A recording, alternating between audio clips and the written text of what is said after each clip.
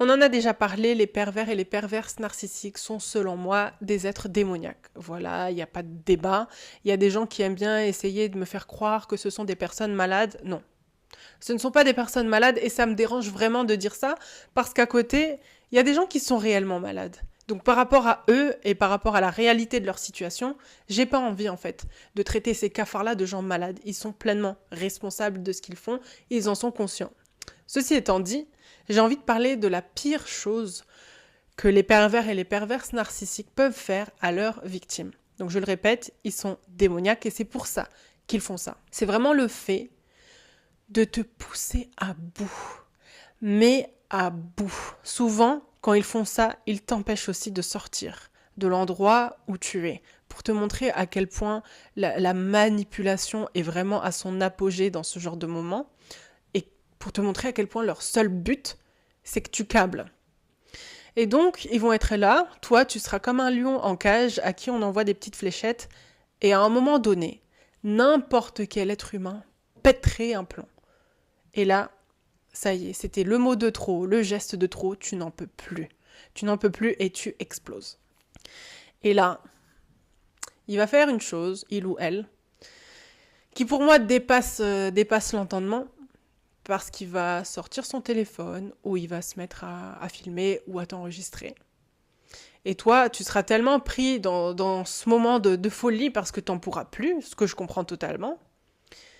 Mais une fois que la situation se serait un petit peu calmée, ce petit cafard, il va te sortir l'enregistrement qu'il a et il va te dire, tiens, c'est drôle. Regarde, c'est toi là, non, qui t'énerve. Tu trouves pas que c'est toi qui as un souci? Tu trouves ça normal de t'énerver comme ça? Et là, toi, t'auras beau dire, attends, mais j'ai réagi comme ça parce que tu m'as fait ça. Ah non, moi je t'ai jamais rien fait. Tu me vois, moi, réagir comme ça? Non, mais tu te rends compte, t'as pas honte de toi? Et chut, il va totalement inverser la tendance pour te faire douter de ce qui s'est réellement passé.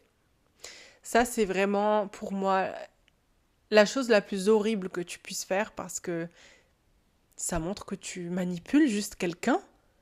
À quelle heure un individu normalement constitué agit comme ça?